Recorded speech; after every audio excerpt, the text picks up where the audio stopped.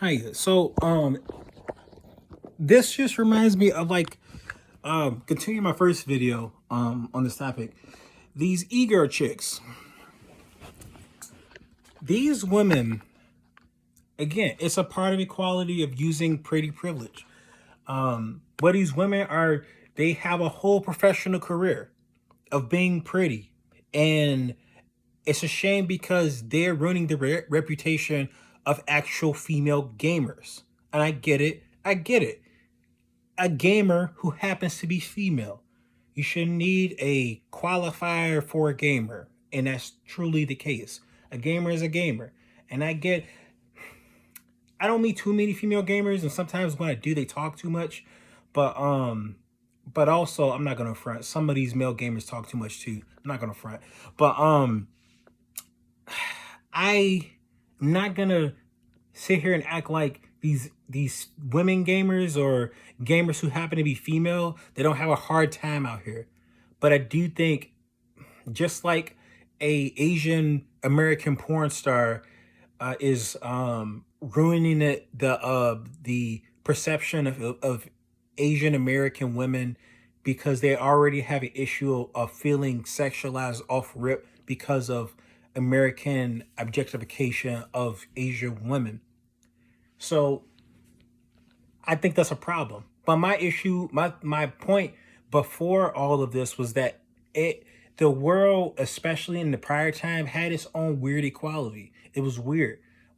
Um, Pretty girls knew that they needed to act a certain way so they can get a ball player.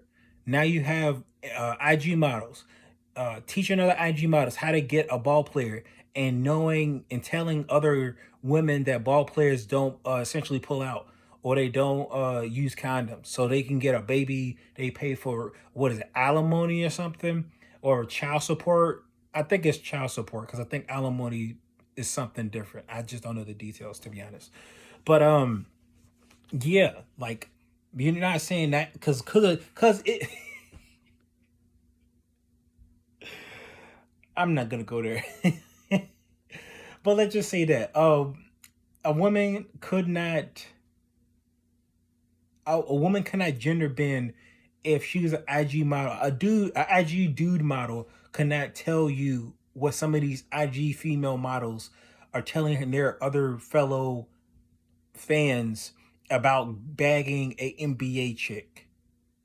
You know, you know what I mean? A WNBA chick. It's just not gonna happen. But but they do it for their female fans about trying to finesse an NBA dude, you know? And it's unfortunate because I really wish there was a Jay Z in the NBA where they could have somebody saying, hey, like a mentor type of person, hey, you're going to have to watch out. Some of these women are going to be out here trying to talk to you, trying to holler at you. But they ain't trying to holler at you because you somehow, some sort of superstar. And part of that's true, but the other half is because you got a lot of money. So they're trying to get a baby off you. Um, so that, and it made me think of this player. I think he was a football player, and his lady. It's a whole thing. I think you should really watch the video. But this lady was trying to get up off him, get him finesse, and have him essentially go get into the marriage, and then file the annulment under distress, and use his pastor and just abuse the word of God to get her to marry this guy, but without a prenuptial agreement. Just I'm a Christian, so that stuff bothers me when people start lying and start using the word of God to lie to people or try to trick people and stuff like that. And those are the details.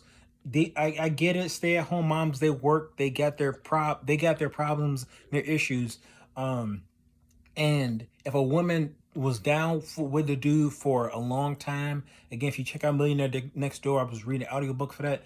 He said one of the biggest trends for millionaires is that they have long-standing uh, marriages, like 50 years plus, 40 years plus. They have a long-standing marriage. Now the details I'm not sure about. I don't want to hear about the details. What I've heard, what you heard, doesn't matter. But yeah, it's just like these stay-at-home moms be putting in work, and it does say for the Proverbs 31 women is that She's definitely a woman who has kids, but she's busy. She's busy out here. You know, they say in Millionaire Next Door that these women save just as much, if not more, than the men. And these men are millionaires. Their household, their I guarantee you, their household net worth or their combined net worth is it's astronomical. You know, like if they are earning, if they are making a million, their net worth is like 5 million, 3 million, or something like that, some crazy number. Um, but that's besides the point. Like balance, man, balance. I wish people would understand the concept of balance and give and take. You know, you can't. I get it. I had assumptions myself. I had thoughts about what the perfect girl, the one, whatever you want to call it, and then it turned out wasn't true. It turned out I had my own problems to deal with. It turned out, you know, a lot of stuff I thought was true, a lot of stuff I assumed to be true in regards to romance was not really true. You know, that it takes a lot of work and intentionality, and nobody tells you that. You know, maybe people do. I just missed the train. You know, um, but for sure, yeah, you need to have some kind of balance. I get it. The world is trying to work out its own balance, but you know, you got that Bible, man. Teach you to be intentional. Teach you to be thoughtful. Teach you not to be so frivolous with your money. You know, teach you to be frugal. Teach you to be thoughtful. You know, it teaches so much. You know, it teaches wisdom. Just if you don't listen to anything here, just be thoughtful and intentional in your dating life and really use some wisdom, some really good wisdom out here, and be realistic. I get it. We got ideas that was taught from us, taught by us by some bad media, some bad movies, some bad romance, some bad experiences and stuff like that. But it's time to get knowledgeable now. You can't keep wasting your life and holding on to a wing. And I get it, like a wing and a prayer, but you know, just baseless hope. You know, you gotta be thoughtful, gotta be mindful, gotta take wisdom. The Bible encourages wisdom and good counsel. You know, the counsel of many, um, the counselors of many. I forget the verse, but it talks about, you know, seeking the counsel of many people. But yeah, man, get some. At least in my opinion, this is my single person's opinion. Like, yes, the bigger things will not be equal all the time. Just like Michelle Obama mentioned, it's not always going to be equal. Like your child care stuff is not going to always be equal.